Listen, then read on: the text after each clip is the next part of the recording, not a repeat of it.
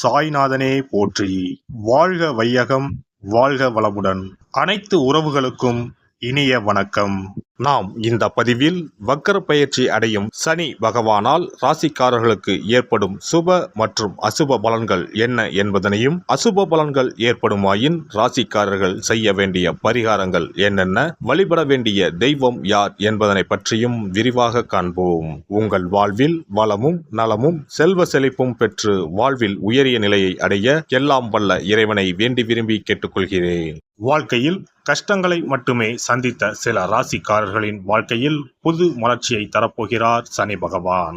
இந்த பயிற்சியின் போது சில ராசிக்காரர்களை வாழ்க்கையின் உச்சத்திற்கு கொண்டு செல்ல போகிறார். ஒருவர் செய்த கர்ம வினைகளுக்கு ஏற்ப பலாபலன்களை கொடுப்பவர் சனி பகவான். சனி பகவான் மனது வைத்தால் போதும், குப்பையில் இருப்பவர்கள் கூட கோபுரத்திற்கு செல்வார்கள்.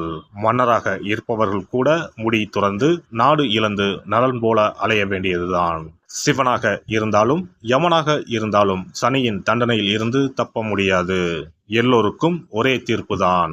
அரசனை ஆண்டியாகவும் ஆண்டியை அரசனாகவும் மாற்றுவார். சனி பகவான் எல்லோருக்கும் கெடுதல் செய்ய மாட்டார். அவரவர் கர்ம வினைகளுக்கு ஏற்ப பலன்களை கொடுப்பவர். சனி பெயர்ச்சியால் யாருக்கெல்லாம் பாதிப்பாக இருந்ததோ அவர்களுக்கு சில நன்மைகள் நடைபெறப் போகிறது.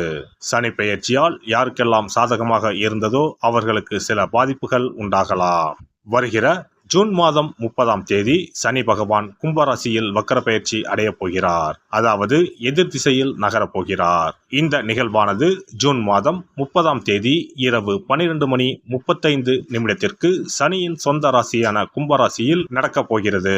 நவம்பர் மாதம் 15ஆம் தேதி வரை சனி கும்பத்தில் வக்ர நிலையில்தான் பயணிப்பார். இப்படிப்பட்ட சூழ்நிலையில் சில ராசிக்காரர்களுக்கு சனி பகவானின் சிறப்பு அருள் கிடைக்கும். அதாவது இந்த ராசிக்காரர்களுக்கு வேலை மற்றும் வியாபாரத்தில் பதவி உயர்வு, சம்பள உயர்வு கிடைக்கலாம். வேலை இல்லாதவர்களுக்கு நல்ல வேலை கிடைக்கும். சனி பகவான் தற்பொழுது கும்பராசியில் உள்ள கடைசி நட்சத்திரமான புரட்டாதி நட்சத்திரத்தில் சஞ்சரிக்கிறார். அதன் பின்னர் நவம்பர் 15ஆம் தேதி மீண்டும் நேராக பயணிக்க உள்ளார். இப்படி வக்கர நிலையில் சுமார் 139 நாட்கள் சனி பகவான் பயணிக்க உள்ளார். சனி பகவான் வக்கரமாவதால் அதன் தாக்கம் அனைத்து ராசிகளிலுமே காணப்படும். அதுவும் சில ராசிக்காரர்களுக்கு பொற்காலமாக இருக்கப் போகிறது. மேலும் நிதி நிலையில் நல்ல உயர்வும் தொழிலில் நல்ல முன்னேற்றமும் ஏற்பட உள்ளது. திருமண வாழ்க்கையில் மகிழ்ச்சி அதிகரிக்கும். இனி உங்கள் ராசிக்கான பலன்கள் என்ன என்பதனை பற்றி காண்போம். சிம்ம ராசி அன்பர்களே, இந்த 140 நாட்களும் பல்வேறு மாற்றங்களை தரப்போகும் காலமாக அமையும். குடும்பத்தில் தேவையற்ற சச்சரவுகள் ஏற்பட வாய்ப்புள்ளதால் தேவையற்ற விவாதங்களை தவிர்ப்பது நல்லது. கணவன் மனைவிக்கு இடையே ஈகோ பிரச்சனைகளை தவிர்ப்பது நல்லது. வாழ்க்கை துணையின் ஆரோக்கியத்திலும் அக்கறை அவசியம். நீண்ட காலமாக குழந்தை பாக்கியம் எதிர்பார்த்து காத்திருந்தவர்களுக்கு குழந்தை பாக்கியம் ஏற்பட வாய்ப்புண்டு. பொருளாதார நிலையில் மிகுந்த கவனம் தேவை. புதிய கடன்களை வாங்கும் முன் நன்கு ஆலோசித்து செயல்படுவது அவசியம்.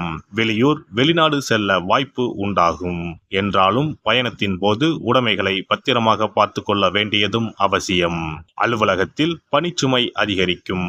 வியாபாரத்தில் லாபம் எதிர்பார்த்தபடி இருக்கும் என்றாலும் போட்டிகளும் அதிகரிக்கும். கொடுக்கல் வாங்கலில் கவனம் தேவை. பொருளாதாரத்தை பொறுத்தவரை தடைப்பட்ட தனவரவுகள் சிலருக்கு கிடைக்கும். ஞாபக மறதியினால் ஒரு சில இழப்புகள் நேரலாம். பணம் கொடுக்கல் வாங்கலை தவிர்ப்பது மேன்மையை ஏற்படுத்தும்.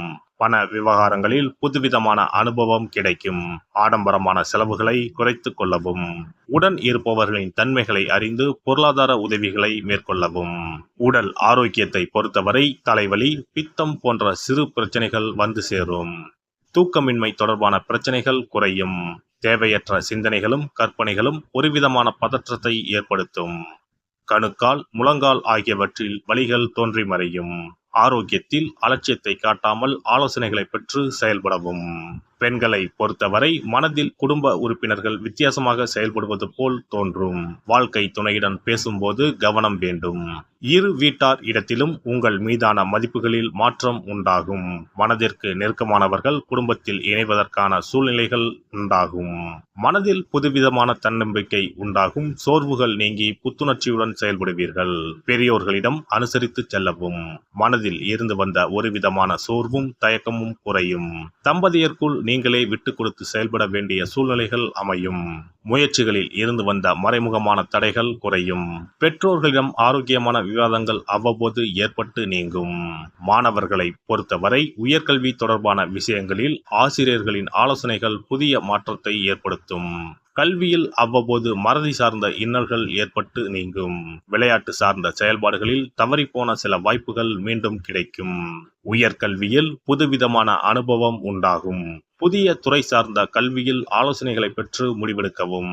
பணிபுரிவோருக்கு உத்தியோக பணிகளில் சில மாற்றமான சூழ்நிலைகள் உண்டாகும். சக ஊழியர்களின் ஆதரவுகள் கிடைக்கும். செய்கின்ற பணிகளில் திருப்தியற்ற சூழ்நிலை உண்டாகும். ஊதிய வருவாயில் இருந்து வந்த தாமதம் குறையும். தேவையற்ற பயணம் மற்றும் சிந்தனைகளின் மூலம் செயல்பாடுகளில் ஒருவிதமான ஆர்வமின்மை ஏற்படும். அலுவலகத்திற்கு செல்லும் நேரங்களில் சில தடைகள் ஏற்பட்டு நீங்கும். சிலருக்கு அலுவலகங்களில் கடன் சார்ந்த உதவிகள் கிடைக்கும். பணி நிமித்தமாக வெளியூர் செல்வதற்கான சூழ்நிலைகள் உண்டாகும். வியாபாரிகளுக்கு வியாபார பணிகளில் அபிவிருத்தி உண்டாகும். தனித்திறமைகளை வளர்த்துக் கொள்வதற்கான வாய்ப்புகள் கிடைக்கும். உழைப்புக்கேற்ப முன்னேற்றமான சூழ்நிலைகள் உண்டாகும். அரசு சார்ந்த உதவிகளில் சில மாற்றங்கள் ஏற்படும். உற்பத்தி சார்ந்த துறைகளில் புதிய ஆலோசனைகளை பெற்று முதலீடுகளை மேற்கொள்ளவும். மனை தொடர்பான தொழிலில் இருப்பவர்கள் நிதானத்துடன் செயல்படவும். சீருடை தொடர்பான அரசு பணிகளில் ஓய்வின்றி பணியாற்ற வேண்டிய சூழ்நிலைகள் அமையும். அரசியல்வாதிகளை பொறுத்தவரை சமூகம் தொடர்பான பணிகளில் மதிப்பும் மரியாதையும் உயரும். பழமை தொடர்பான செயல்பாடுகளில் கருத்துக்களை கூறும்போது கவனம் வேண்டும். உடன் இருப்பவர்கள் பற்றிய புரிதல்கள் மேம்படும். வழக்குகளில் வெற்றி கிடைப்பதற்கான வாய்ப்புகள் உண்டாகும். கட்சி சார்ந்த பணிகளால் சேமிப்புகள் குறையும். வீட்டில் ஒருமுறை நவக்கிரக ஹோமம் செய்வது நல்ல பலனை கொடுக்கும். ஆஞ்சநேயருக்கு வெண்ணெய் காப்பு சாத்தி வழிபட சகல நன்மைகளும் உண்டாகும். சிறப்பு பரிகாரம். நவ கிரகங்களில் சனி பகவான் நீதி தவறாதவர். அவரவர் கர்ம வினைகளுக்கு உரிய பலனை தவறாமல் வழங்குபவர். பொதுவாக சனி பெயர்ச்சி என்றாலே எல்லோரும் பயப்படுவார்கள். அப்படி பயப்பட வேண்டிய அவசியமே இல்லை.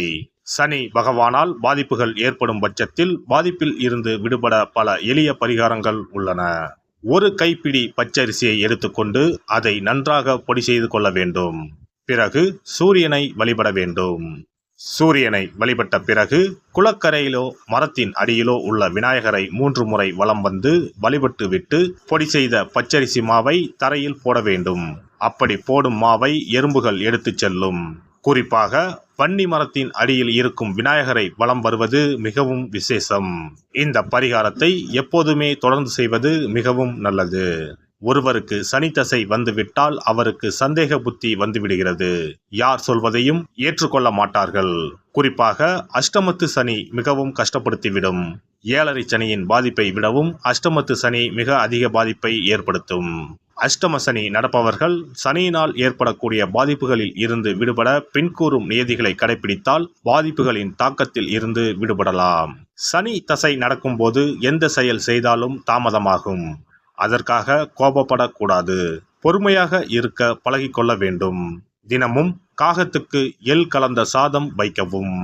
பிரதோஷ பூஜைகளில் பங்கேற்பது நல்லது. சனிக்கிழமை தோறும் சனி பகவானுக்கு இரும்பு அகல் விளக்கில் நல்லெண்ணெயில் தீபம் ஏற்றி வழிபடவும்.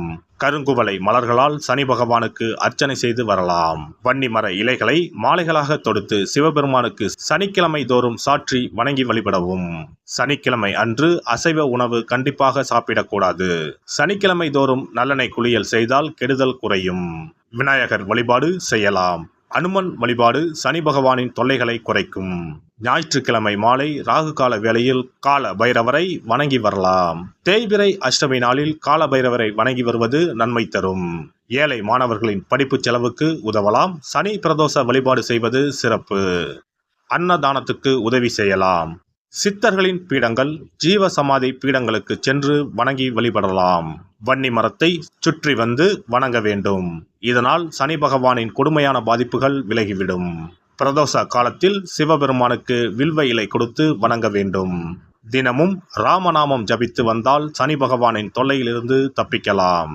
கால்கள் இல்லாமல் நடக்க இயலாதவர்களுக்கு இயன்ற உதவியை செய்யலாம். இந்த வழிமுறைகளை முறையாக கடைபிடித்து சனியினால் ஏற்படக்கூடிய பாதிப்புகளின் தாக்கத்தில் இருந்து விடுபடலாம்.